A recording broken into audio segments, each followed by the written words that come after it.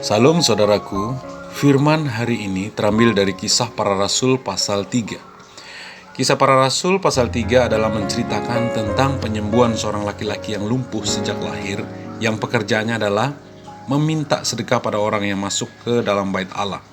Ketika Petrus dan Yohanes hendak masuk ke dalam bait Allah, mereka bertemu dengan orang lumpuh itu dan terjadi percakapan di antara mereka. Dijelaskan di ayat 5 dan 6, dikatakan seperti ini. Lalu orang itu menatap mereka dengan harapan akan mendapat sesuatu dari mereka. Tetapi Petrus berkata, emas dan perak tidak ada padaku, tetapi apa yang kupunyai, kuberikan kepadamu. Demi nama Yesus Kristus, orang Nazaret itu, berjalanlah. Melihat kejadian penyembuhan yang spektakuler itu, seketika menjadi viral. Banyak orang kagum, takjub, dan heran atas peristiwa mujizat penyembuhan itu.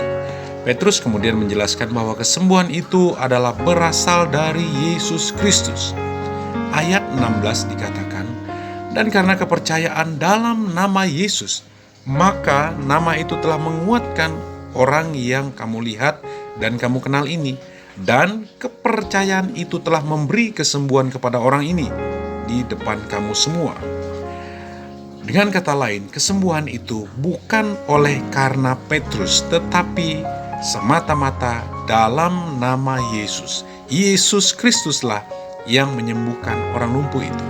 Saudara, apa yang bisa kita buat bagi orang lain? Sesungguhnya itu bukan karena kita, tetapi semuanya adalah karena Yesus, oleh Yesus, dari Yesus Kristus. Kesembuhan orang itu terjadi karena kepercayaan dalam nama Yesus. Jadi ketika kita berbuat, ketika kita melakukan sesuatu untuk orang lain, kita dimampukan oleh Yesus Kristus. Kita dimampukan oleh Roh Kudus yang ada dalam hidup kita, bukan karena kita, bukan karena aku, bukan karena saya, tetapi semata-mata karena Yesus Kristus.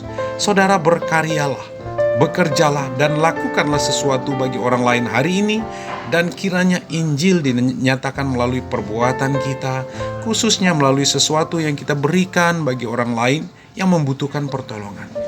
Apapun yang kita lakukan, biarlah Yesus yang dimuliakan dan Injil tersampaikan. Amin. Tuhan Yesus memberkati saudara.